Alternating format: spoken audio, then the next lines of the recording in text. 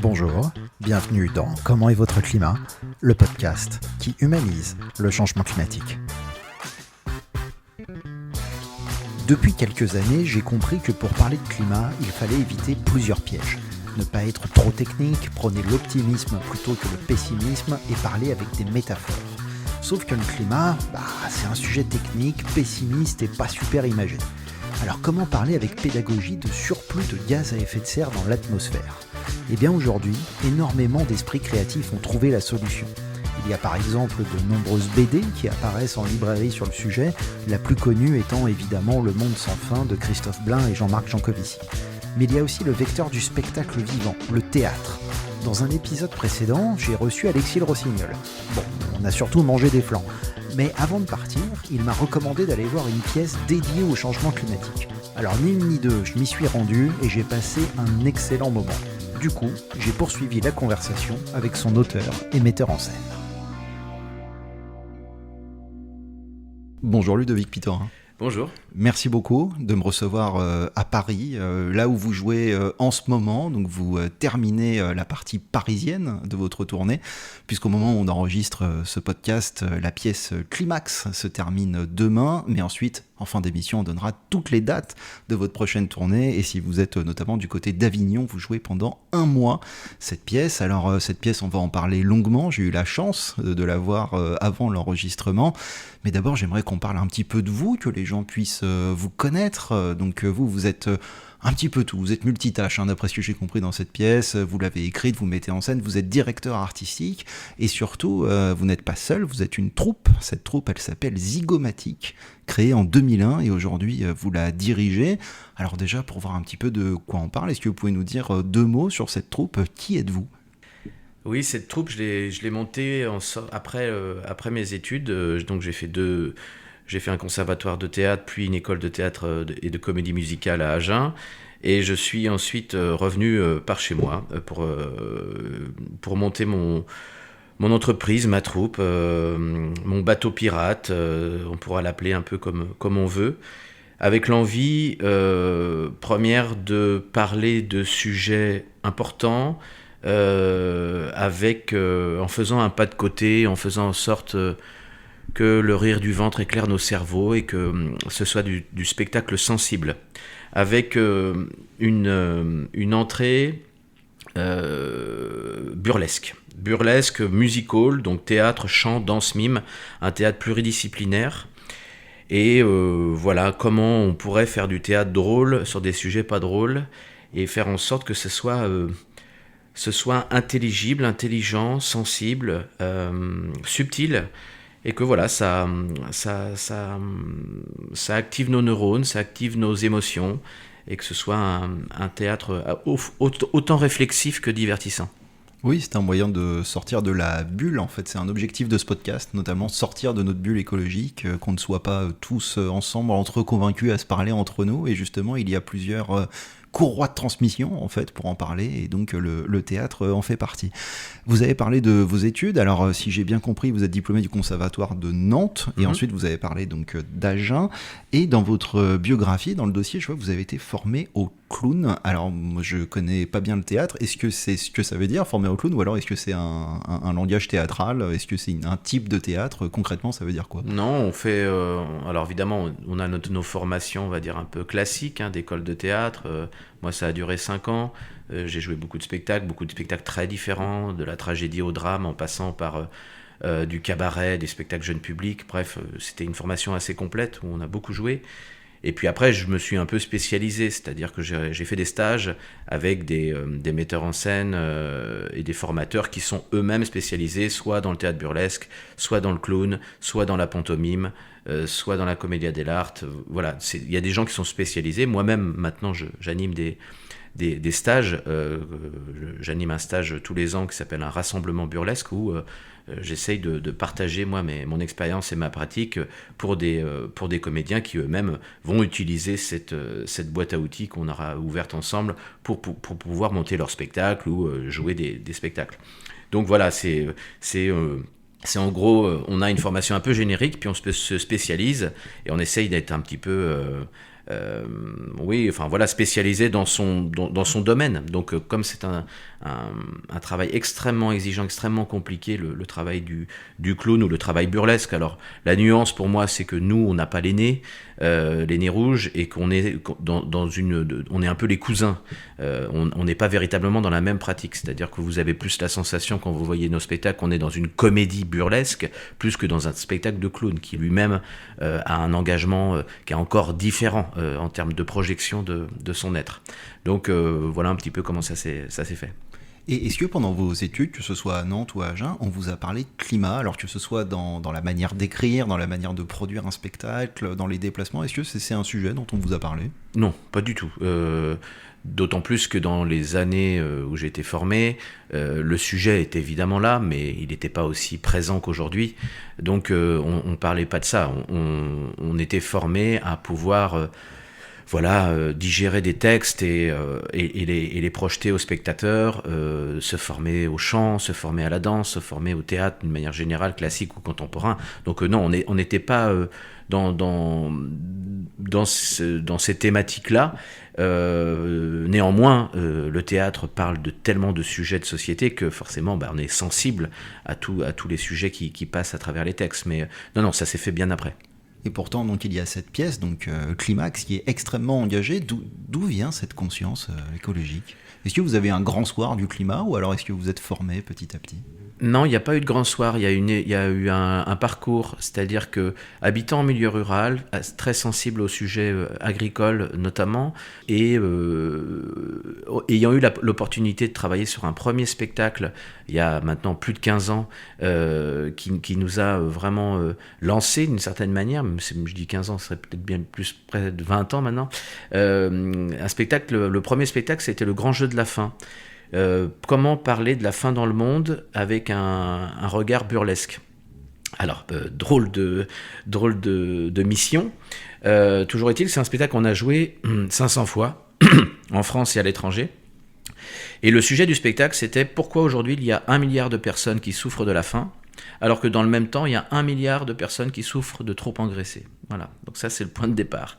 Et donc, comment on va faire du drôle avec du triste, encore une fois, et comment on va pouvoir montrer toutes les absurdités alimentaires sur ces sujets-là. Et forcément, on va parler d'agriculture, on va parler de souveraineté alimentaire, on va parler de disparité nord-sud et des enjeux qui sont totalement biaisés, en fait. Et forcément, on a pris conscience que, notamment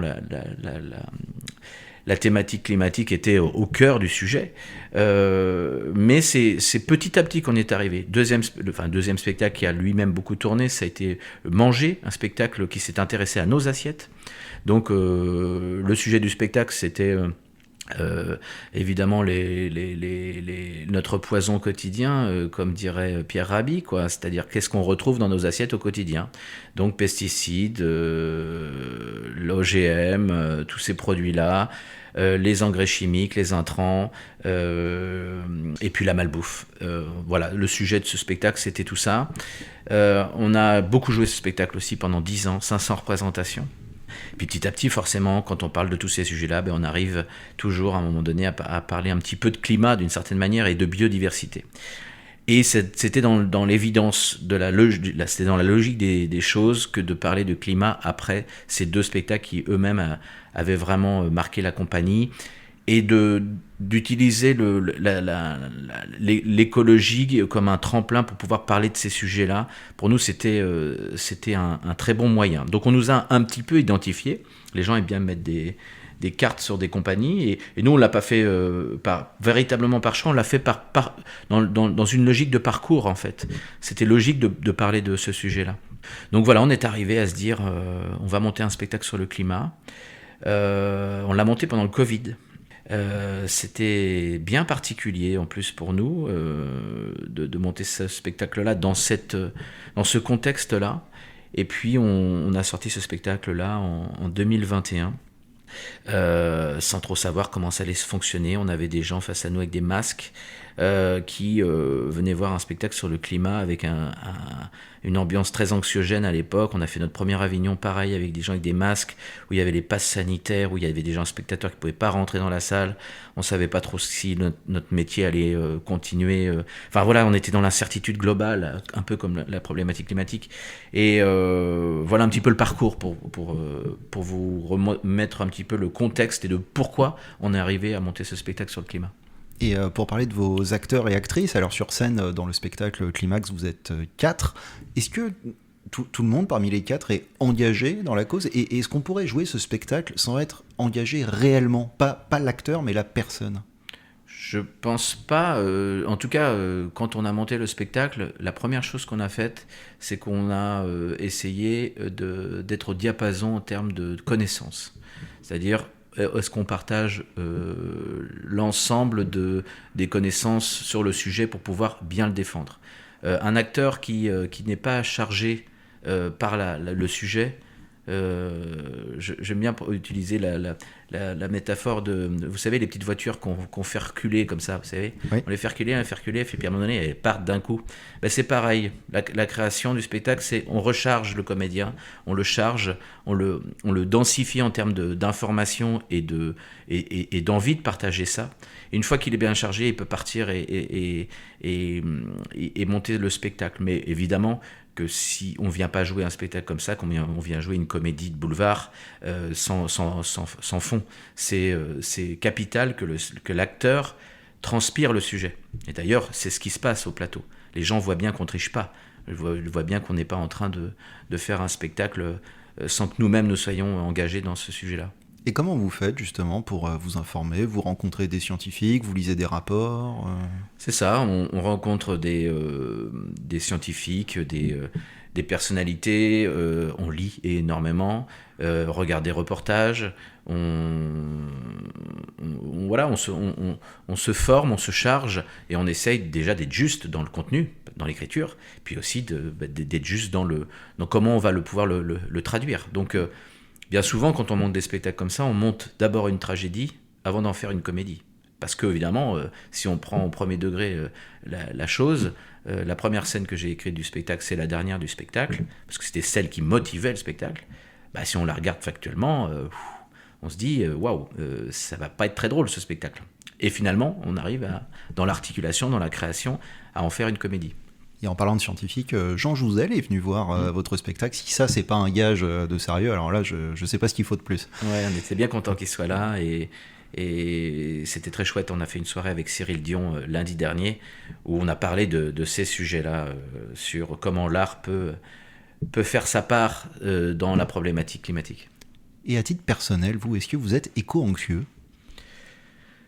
Je crois que je passe mon temps à naviguer entre des sentiments assez distincts, entre l'envie de toujours être au charbon, c'est-à-dire d'être au quotidien dans l'action. Et je crois que la tournée, c'est ça en fait. C'est de se dire que quand on croise des publics de 300, 400 personnes régulièrement, on a fait notre part, on est en train de le faire.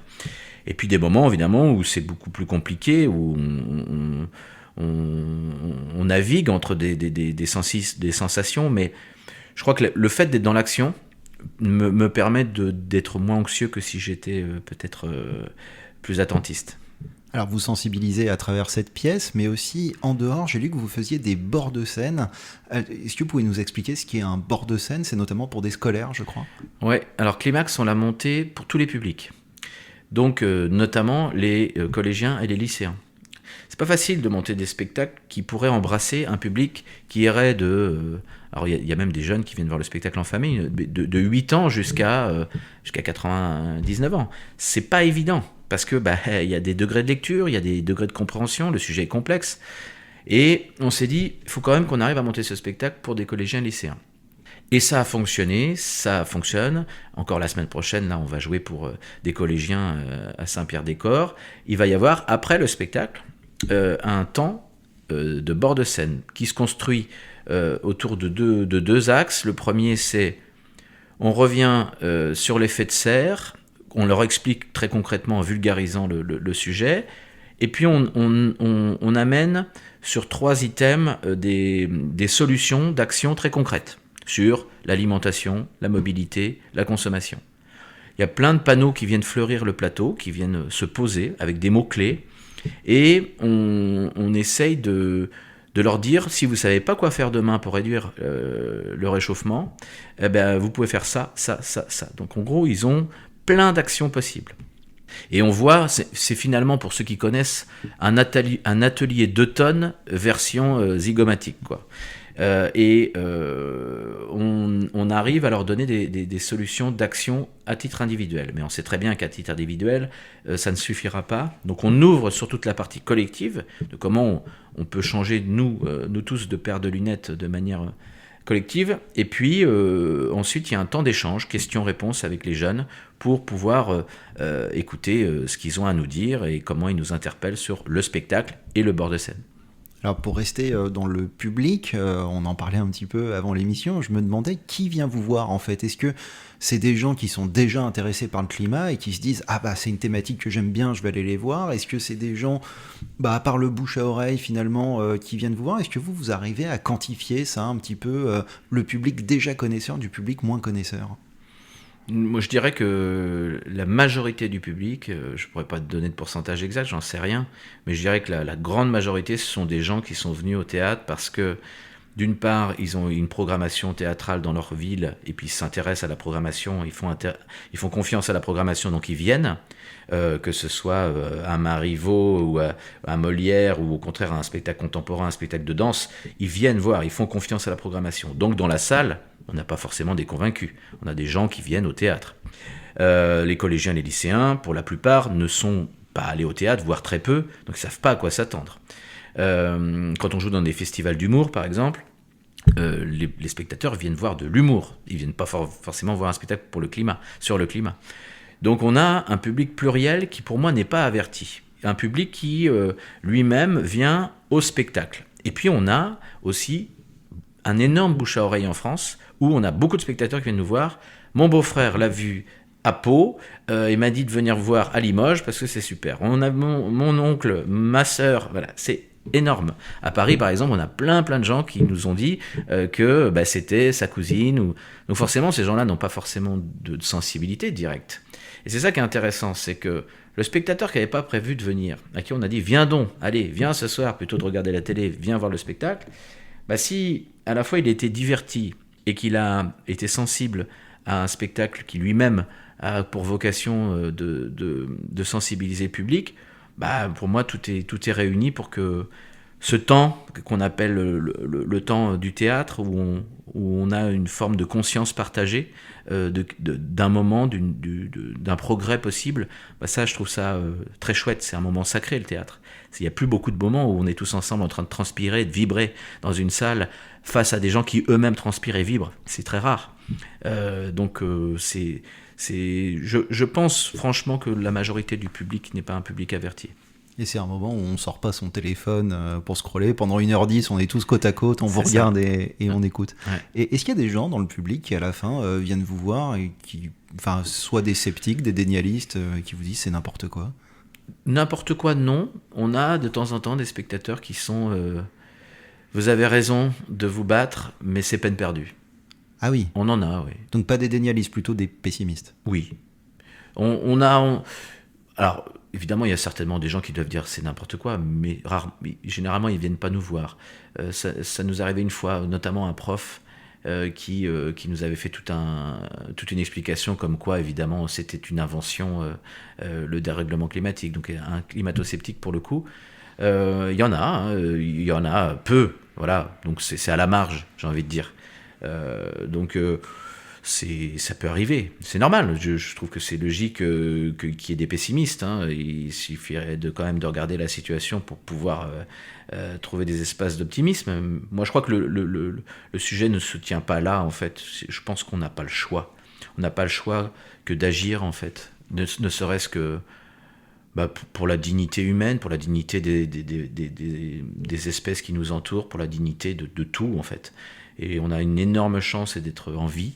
On nous a donné ce cadeau et de ne pas honorer la vie en la respectant parce que c'est ça l'écologie en fait, c'est le respect du vivant, de la vie. Moi je trouve que ça n'a pas beaucoup de sens, donc même s'il y a des pessimistes autour de nous, je préfère être dans l'action, être dans la vie, dans le faire.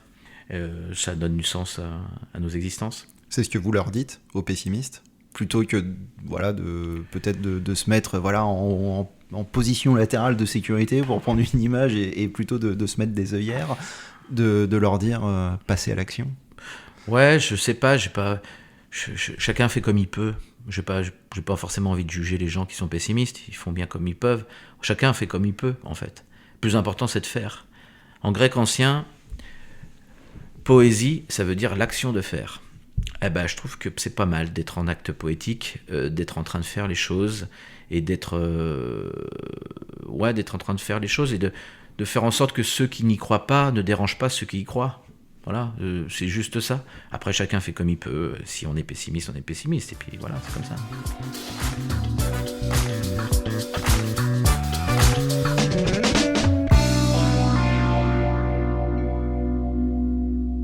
Alors, allons dans le fond de cette pièce, Climax. Alors, presque déjà 600 représentations, c'est énorme. Donc là, vous terminez, je crois, 60 dates à Paris là, sur cette année 2025. C'était au Lucernaire, Notre-Dame-des-Champs, pour ceux qui connaissent dans le 6e arrondissement. Et ensuite, donc, vous partez en tournée un petit peu partout en France. Et ce que je disais en début d'émission, pendant presque un mois, à Avignon. Donc voilà, si vous êtes dans le coin, n'hésitez pas à aller voir. Alors vous avez parlé un peu des jeunesses des premières pièces de votre troupe Zygomatic, plutôt tournée sur l'alimentation. Là, cette pièce, c'est un peu différent. C'est vraiment sur le changement climatique en général et vous prenez des cas concrets. En fait, si je devais résumer la pièce, vous faites plusieurs petits tableaux. Voilà, donc au début ça commence au Mont Blanc, ensuite il y a les Jeux Olympiques d'hiver au Groenland. Alors je ne vais pas tout spoiler, je ne vais pas tout raconter, mais voilà, vous faites plusieurs tableaux comme ça. Comment est-ce que vous avez choisi ces tableaux? Comment est-ce que vous avez fabriqué la pièce dans vos têtes? Vous disiez que vous avez commencé à écrire par la fin, finalement. Donc la fin, elle, est pour le coup, alors je ne raconterai rien, je vais laisser les gens aller voir, mais c'est la partie la plus marquante, en fait, la plus choquante, celle qui nous parle le plus. Et avant, il y a ces tableaux. Comment est-ce que vous avez fait le choix? Parce que finalement, des tableaux, on pourrait presque en faire 50 sur le climat. Tout à fait. Alors moi, je suis passionné d'humour absurde, de surréalisme, et j'ai dû écrire avec un copain au lycée entre 30 et 40 000 cadavres exquis.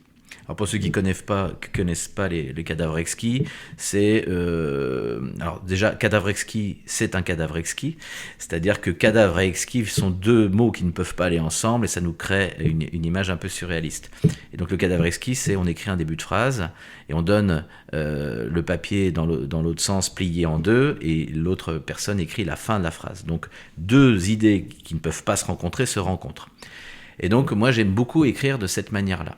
C'est-à-dire que je fais rencontrer des situations qui ne peuvent pas se rencontrer. C'est-à-dire qu'on ne peut pas imaginer du patinage artistique sur la banquise. Logiquement, ça ne peut pas fonctionner.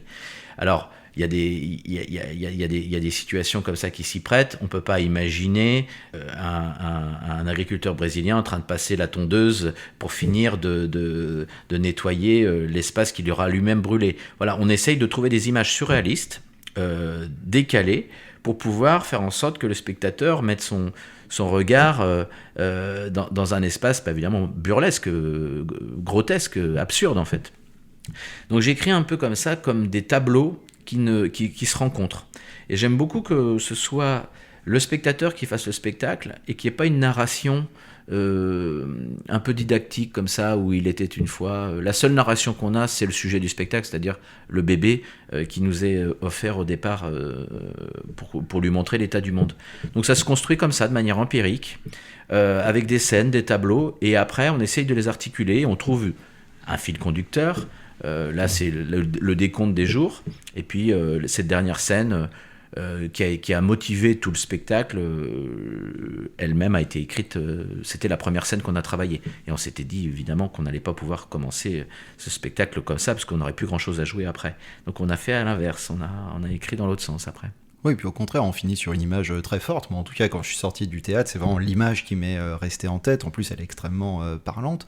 Vous parliez d'absurde, de burlesque. J'ai lu une critique d'un homme que tout le monde connaît, Guillaume Meurice, qui disait qu'en fait, vous étiez un peu les Monty Python, mais qui avait lu un rapport du GIEC. Ouais. Elle est juste, cette critique? Ouais, il a vu le spectacle à Avignon, il a beaucoup aimé. Et je la trouve très très juste parce que moi j'ai été biberonné par les Deschiens, les Monty Python, évidemment, Buster Keaton, Chaplin, évidemment, Jacques Tati. Tous ces gens-là m'ont donné envie de faire du théâtre. Et les Monty Python, évidemment, cet humour anglais, c'est un peu cynique, un peu grinçant. Moi, ça m'a toujours plu.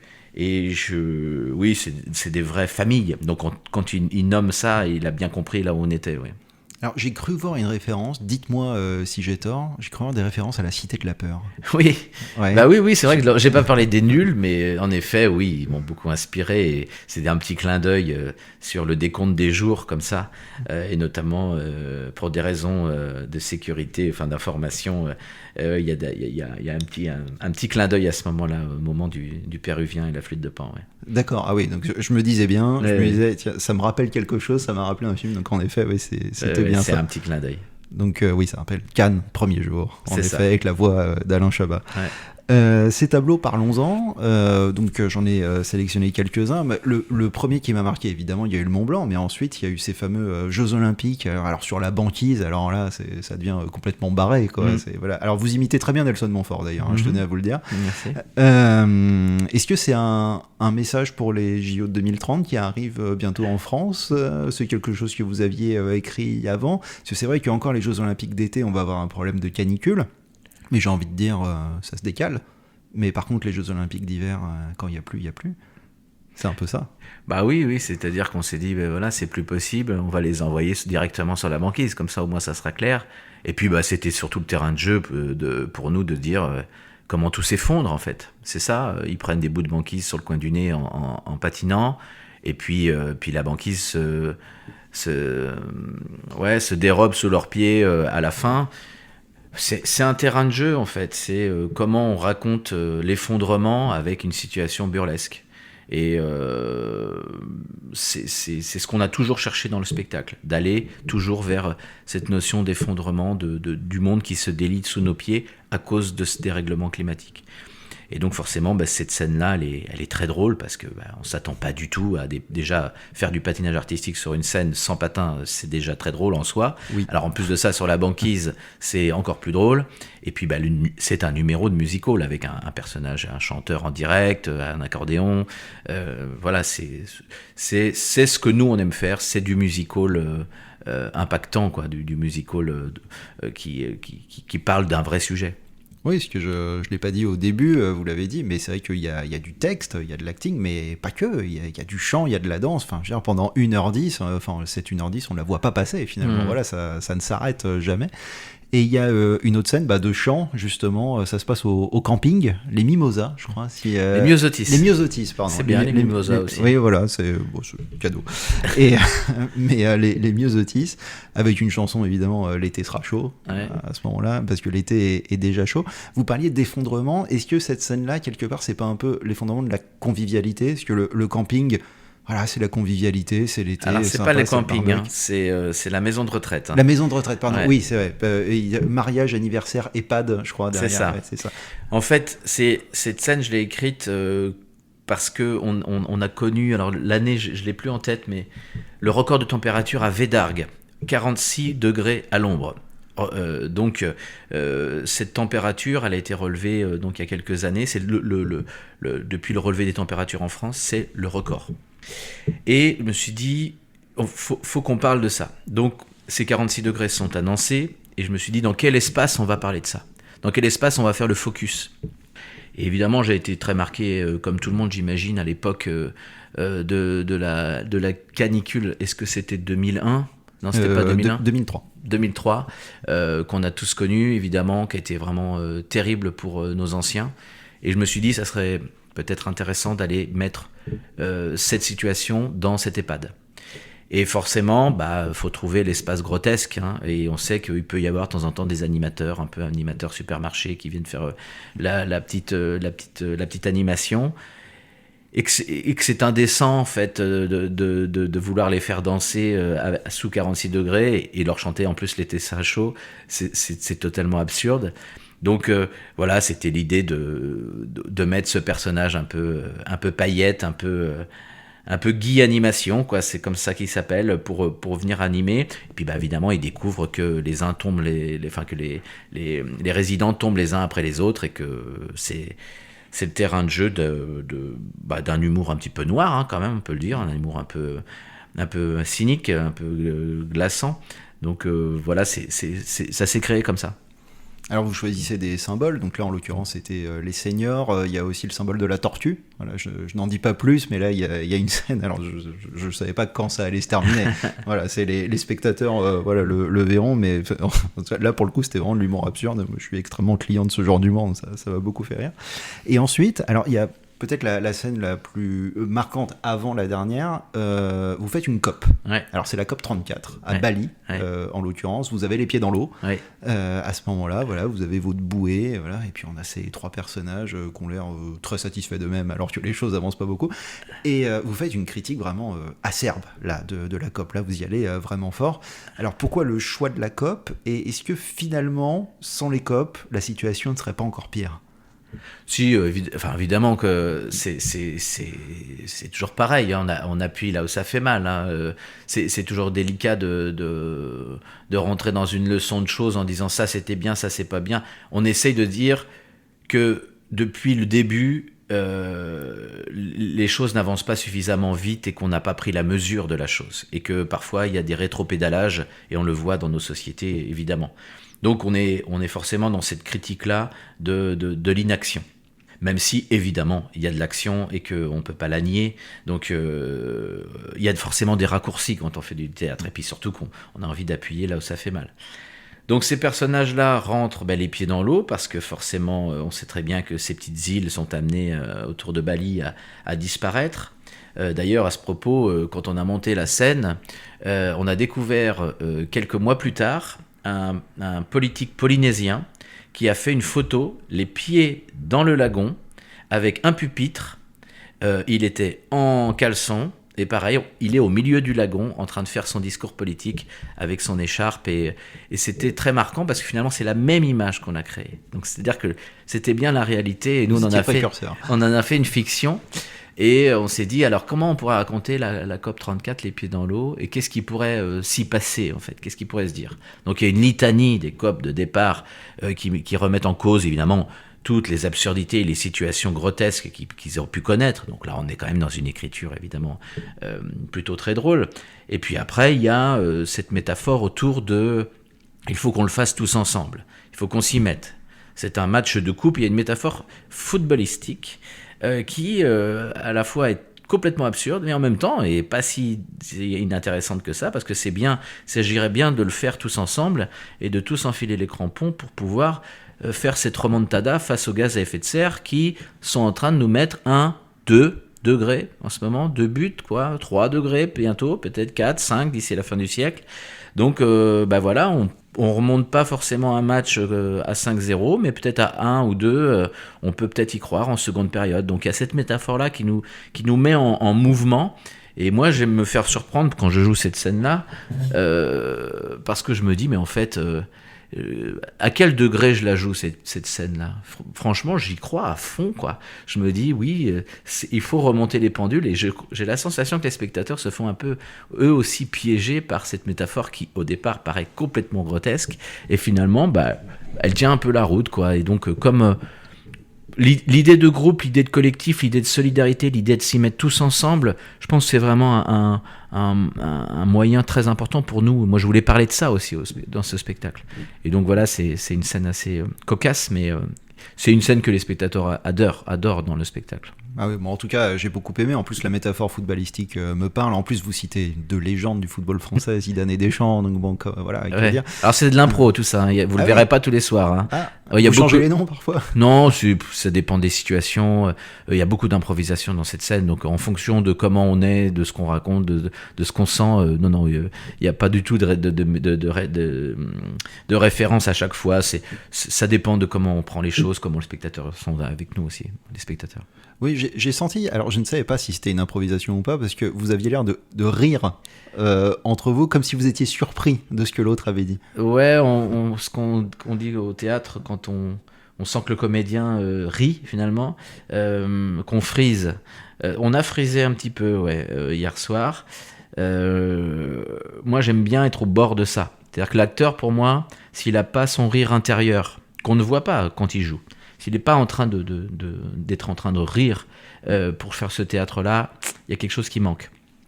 Et parfois, ça nous arrive dans l'impro forcément de nous surprendre et de nous faire rire. Là, pour le coup, au premier degré, c'est le comédien qui rit et plus le personnage. Oh bon, on sent une bonne ambiance quand même sur scène et c'est communicatif en plus envers le public. Et donc le spectacle se termine donc par cette fameuse scène choc. Alors bon, choc sur le long terme en tout cas, on est marqué. Voilà, elle dure quand même assez longtemps cette scène. Alors vous disiez vous avez commencé par ça, donc vous racontez en fait que des faits établis, donc tout est purement factuel, mais il a fallu faire un choix artistique. Sur tout ça. Donc il y a la musique qui est assez forte, assez grave derrière. Il y a de la danse aussi sur scène. Comment est-ce que... Je suppose que ça a été peut-être le choix artistique le plus difficile de la pièce, de se dire, voilà, tous ces faits, voilà, tous ces résumés finalement de rapports qu'on a, comment est-ce que je les fais vivre sur scène sans que tout le monde à la fin soit pessimiste, justement? Alors, c'est la scène qui nous a pris le plus de temps, la plus complexe à monter, parce que c'est une scène, c'est une fresque en fait, historique, qui nous raconte l'histoire de l'humanité en un calendrier. Donc, on se rend compte que ce dérèglement climatique s'est fait en 2 siècles, 200 ans, à l'échelle de l'histoire de l'univers. Donc, si on pouvait condenser l'histoire de l'univers dans un calendrier, on remarquerait que l'homme est arrivé dans les dernières secondes de ce calendrier, finalement, le 31 décembre, et qu'il a déréglé son climat en un battement de cils, c'est-à-dire depuis la révolution industrielle. Donc c'est vertigineux. Donc quand on a pris la mesure de ça, on s'est dit comment on va traduire ça. Donc on raconte l'histoire de l'univers, du Big Bang jusqu'à aujourd'hui, jusqu'au coronavirus ou même jusqu'à Poutine, et on pourrait aller jusqu'à l'Iran, mais forcément le spectacle étant écrit il y a 5 ans, on n'y est pas. Mais comment on arrive dans tout ce chaos? Et évidemment, on parle essentiellement de climat, il y a plein de références évidemment historiques aussi, puis c'est le terrain de jeu de plein de références qu'on a dans l'histoire. On raconte l'histoire de l'univers en un calendrier.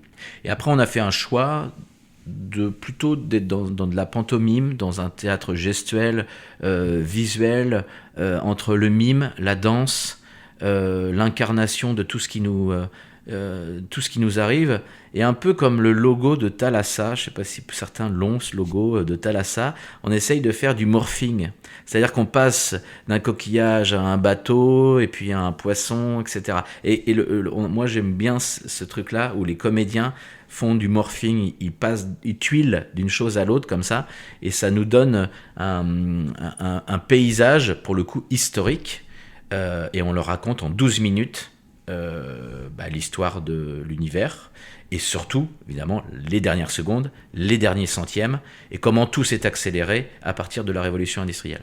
13 milliards d'années en 12 minutes. Prouesse réussie. Les professeurs d'histoire géo adorent cette scène parce qu'ils se disent, là, moi j'ai le meilleur cours d'histoire géo de ma vie. C'est très marquant pour les jeunes. Ah, bien sûr. Et pas que pour les jeunes. Non. On m'a dit récemment que j'étais plus jeune. Donc bon, je l'accepte. Et est-ce que ce spectacle, dans l'écriture, il est amené à évoluer? Est-ce qu'il a 5 ans? Et en fait, les sciences du climat évoluent. Vous citiez Poutine, l'Ukraine. Aujourd'hui, c'est l'Iran. Demain, ce sera autre chose. Et est-ce que si je vais revoir ce spectacle dans un an, est-ce que je vais entendre la même chose? C'est une bonne question parce que c'est des questions qu'on se pose actuellement. Évidemment, quand on monte un spectacle, on ne sait pas combien de temps il va tourner. Là, potentiellement, ce spectacle risque de faire 1000 représentations, je suis presque sûr. Donc ça va durer encore un moment. Comment on va le faire? Comment il va bien vieillir? Comment il va être encore d'actualité? Alors, je pense qu'il ne va pas perdre son actualité, mais en effet, peut-être qu'il va falloir le retoucher à un moment donné pour pouvoir réinjecter des choses qui sont encore plus proches de nous, de faire une version un peu 2, mais sans perdre la colonne vertébrale du spectacle. Alors, le message à la fin, vous venez de le dire, c'est en fait l'homme en 2 siècles a mis sa patte plutôt négativement sur 13 milliards d'années. Donc ça, en fait, c'est plutôt la face sombre de l'homme. Quelle est la face claire de l'homme qui vous donne espoir? Sa capacité dans l'adversité à pouvoir être solidaire et à bouleverser les choses. L'histoire nous le montre, qu'on est capable, quand on est vraiment acculé, de pouvoir rebasculer, parce qu'on a ce sentiment, cette faculté humaine d'être solidaire et de bouleverser les choses. Aujourd'hui, les choses sont trop biaisées, malheureusement. Les paires de lunettes sont toutes les mêmes, sur tous les mêmes nez. C'est-à-dire qu'on a un prisme, on a un regard qui fait focus sur pour être heureux, faut avoir, les auxiliaires de la vie, l'auxiliaire de la vie principale n'est pas être, c'est avoir. Donc ça change beaucoup de choses. On existe à travers un monde qui est biaisé en fait. On n'a pas regardé le monde tel qu'il est, on a regardé le monde tel qu'on nous l'a donné. Et ça, c'est la vraie difficulté. Donc ce qui me donne espoir, c'est que peut-être que... Alors dans l'adversité, on pourra être solidaire et on pourra rechanger les choses, mais peut-être qu'à force d'en parler, à force de vivre des moments sombres comme le coronavirus, ou des choses comme ça, où on s'est rendu compte que finalement, tout le monde s'est rendu compte qu'on était tous incarcérés dans des appartements de 20 mètres carrés et que la vie, c'était quand même peut-être pas trop ça, qu'on peut peut-être repenser les choses en village et pas en énorme société, refaire société ensemble pour redonner du sens et puis vivre ensemble, quoi. C'est-à-dire donc, mais pour ça il faut reposer les fondements de l'existence et je pense qu'il y a le milieu évidemment de l'éducation, évidemment familiale, mais aussi l'éducation nationale où il faut absolument qu'on construise des sociétés et des jeunes qui soient clairvoyants sur le monde tel qu'il est et pas forcément des petits soldats qu'on va utiliser pour remettre une pièce dans une machine qui elle-même est à bout de souffle. Je crois qu'à un moment donné, on n'aura pas d'autre choix que de changer de paire de lunettes, de paradigme et d'avancer. Donc c'est ça qui me donne espoir, c'est que quoi qu'il arrive, j'ai la sensation qu'on n'aura pas d'autre choix que de le faire. On ne sait pas quand ça va se passer. Nous, on est un petit grain de sable qui vient essayer de mettre un peu comme du poil à gratter, qu'on essaye de faire gratter là où ça fait mal, et pour trouver plus de clairvoyance, de justesse face au monde tel qu'il est et pas tel qu'on voudrait nous le montrer tous les matins ou à la télévision ou nos écrans. On voit bien qu'on est asservi à tout ça pour finalement faire tourner une machine qui elle-même est à bout de souffle en nous disant que évidemment tout va bien et que non, tout va pas bien. C'est pas vrai. Aujourd'hui, quand on se lève le matin, il faut quand même être en bonne santé pour être optimiste, quoi.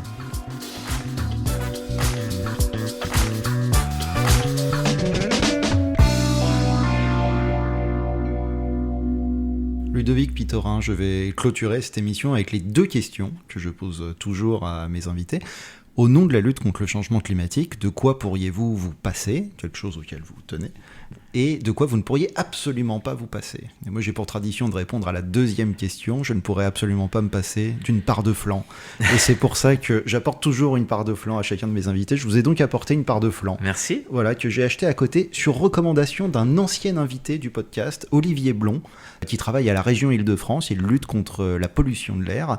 Et j'ai découvert à travers l'émission qu'il était fan de flan. Et donc, il m'a dit, il faut absolument aller chez Mori Yoshida, pâtissier japonais qui est pas très loin d'ici, et donc étant donné que c'était juste à côté, c'est très vous gentil. avez la pâtisserie de Mori Yoshida. Je l'ai goûté moi-même il y a quelques jours, elle est excellente, il n'y a aucun problème. C'est génial. Merci, c'est très gentil. La question c'était... Ah oui, pardon. Oui. Alors, de quoi vous pourriez vous passer et de quoi vous ne pourriez absolument pas vous passer au nom de la lutte contre le changement climatique? J'avoue que mon plus gros souci, là où je suis dans la dualité, c'est le transport lié au voyage. J'adore voyager, j'adore me balader. Parfois, on se pose des questions, même dans nos tournées, comment optimiser nos déplacements, comment avoir des déplacements beaucoup plus vertueux. Donc on essaye, on essaie au quotidien de trouver des solutions, mais parfois on est amené à prendre l'avion pour aller voir des choses dans nos vies. Alors on essaye de faire attention, bien sûr, mais voilà, ça c'est des choses qui grattent un petit peu dans mon réel à moi, mais on essaie, mais on soigne. De quoi je pourrais me passer, c'est ça? Oui. Je sais pas, bonne question. Joker. Joker Je sais de quoi je pourrais me passer. J'avoue, je ne sais pas trop répondre à cette question. Ça peut être matériel ou immatériel. Certains ont dit de savoir, de culture. Voilà, c'est des choses comme ça. De livres, ça peut être un aliment. On m'a beaucoup dit le fromage quand même dans certains épisodes. Je pourrais me passer de fromage. Oui. Je pourrais me passer réellement de viande. Je suis pas végétarien réellement, mais je mange presque plus de viande et très rarement. Je pourrais réellement m'en passer si voilà, c'est vraiment à l'occasion. J'étais pas végétarien, en plus je viens d'une famille qui ne l'est pas du tout. J'habite en milieu rural, en pleine campagne, et j'ai des vaches face à chez moi. Je peux vous dire que c'est tentant d'aller au marché et d'acheter un petit bout de viande. Mais ça, je pourrais vraiment m'en passer. C'est pas obligatoire et je trouve du plaisir bien ailleurs, d'autant plus que j'adore cuisiner. Et en plus, en France, on peut très bien manger partout et pas forcément avec de la viande. Tout donc à fait. On a quand même beaucoup de chance. Bah, écoutez, merci beaucoup, Ludovic Pittorin. Donc, troupe zygomatique et en ce moment, la pièce Climax, quasiment à 600 représentations. Si j'ai bien compris, on vise les 1000. Donc, on pourra venir vous voir encore longtemps. Donc, allez sur Internet, allez voir les prochaines dates et rendez-vous aussi au Festival d'Avignon cet été. Merci beaucoup. Merci beaucoup. Merci beaucoup d'avoir écouté ce nouvel épisode. Comme d'habitude, n'hésitez pas à laisser un commentaire sur les applications de streaming et les réseaux sociaux. Vous pouvez également noter l'émission sur 2 applications, Spotify et Apple Podcast. Si cet échange vous a plu, partagez-le, parlez-en autour de vous et publiez-le sur les réseaux sociaux. Et évidemment, je ne peux que vous encourager à aller voir la pièce Climax. Toutes les dates sont disponibles en ligne. Merci pour votre fidélité et à bientôt.